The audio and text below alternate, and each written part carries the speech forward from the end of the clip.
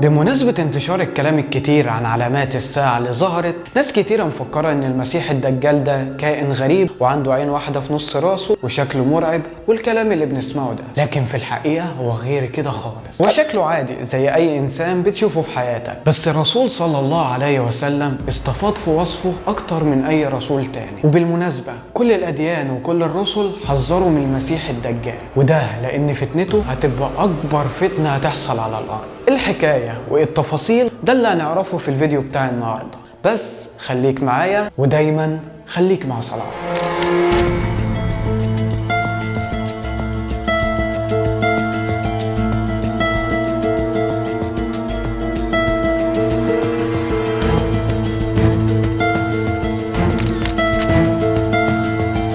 أول حاجة اسمه المسيح عشان حاجتين. الحاجة الأولى إن عنده عين ممسوحة أو مغمضة كده شوية، والرسول وصفها أكنها عنبة مطفية. يعني إيه مطفية يا أبو الصحاب؟ يعني المية اللي فيها مش موجودة. والسبب التاني إنه هيمسح الأرض كلها في 40 يوم بس. اليوم الأول هيعدي علينا أكنه سنة، واليوم التاني أكنه شهر، واليوم التالت أكنه أسبوع. أما بقية ال40 يوم فهيعدوا علينا زي أي يوم عادي. المسيح الدجال مش هيسيب حتة في الأرض إلا ما يوصل لها، وهيكون راكب دبة كبيرة وشكلها غريب، ما بين ودانها بس 40 دراع، حاجة ضخمة جدا يعني. المسيح الدجال شاب، مش راجل عجوز زي ما أنت متخيل خالص، وبشرته بيضة ومايلة للاحمرار، وعنده شعر كثيف جدا وخشن جدا جدا. الدجال قصير مش طويل، بس جسمه مليان وعريض شوية، ورجليه الاتنين بعاد عن بعض، بمعنى انه عنده تقوس الساقين. واهم نقطة انه هيكون مكتوب بين عينيه كافر، ومن حكمة ربنا هيقراها كل مؤمن سواء بيعرف يقرا او امي. ونيجي بقى هنا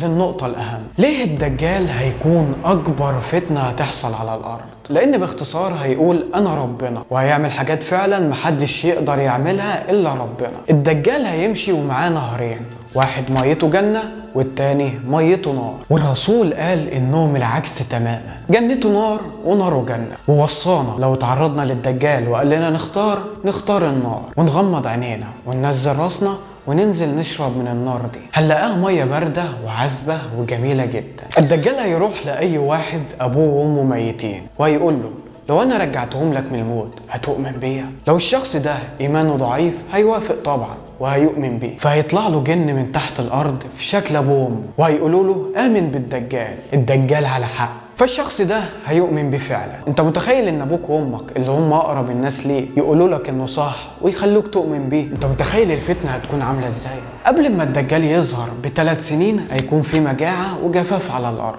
واللي هيؤمن بيه هينزل لهم مطر من السماء ويفرش لهم الارض ورد. طب واللي هيكفر بيه ابو صلاح هيفضل زي ما هو. وفي هذه اللحظات يا ابو الصحاب في شاب صالح هيفضل يقول للناس ده كذاب، محدش يصدقه، محدش يؤمن بيه. فالدجال هيروح مطلع سيفه وشقه نصين، والدجال هيقول للناس لو انا رجعته من الموت هتؤمنوا بيا؟ وفعلا هيرجعه من الموت تاني. فالشاب الصالح ده لما يرجع من الموت هيقول انا كده صدقت اكتر انك الدجال، فهيغضب الدجال وهيروح مخلص عليه، وهيكون الشاب الصالح ده افضل شهيد على وجه الارض عند ربنا في اماكن الدجال ما يقدرش يدخلها. طب ايه هي الاماكن دي؟ مكة والمدينة والمسجد الاقصى ومنطقة الطور في سيناء، وده لان هيبقى عليهم ملائكة هتحاربه لو فكر بس انه يدخله. فنصيحة الرسول لينا اننا ما نعرضش نفسنا لفتنته، ونحاول اول ما يظهر نروح الاماكن اللي هو ما يعرفش يدخلها دي، عشان في ناس مؤمنة هتبقى عارفة انه الدجال فعلا وهيروحوا يحاربوه، لكن من شدة الحاجات اللي هيبهرهم بيها هيؤمنوا بيه وهيقعوا في فتنته، لان الفتنة هتكون اشد ما انت متخيل. لكن لو ما عرفناش نهرب وبقينا قدام الامر الواقع وخلاص هنواجهه، نقرا عليه اول 10 ايات من سورة الكهف، لان هي اللي هتحمينا من فتنته. وما تنساش طبعا دعاء اللهم إني أعوذ بك من شر فتنة المسيح الدجال. وبكده يكون وصلنا لنهاية الفيديو. ما تنسوش طبعا تشتركوا في القناة وتفعلوا الجرس وتعملوا لايك للفيديو ده، واستنونا في فيديوهات تانية كتير. بس خليك معايا ودايما خليك مع صلاح. أشوفكم على خير.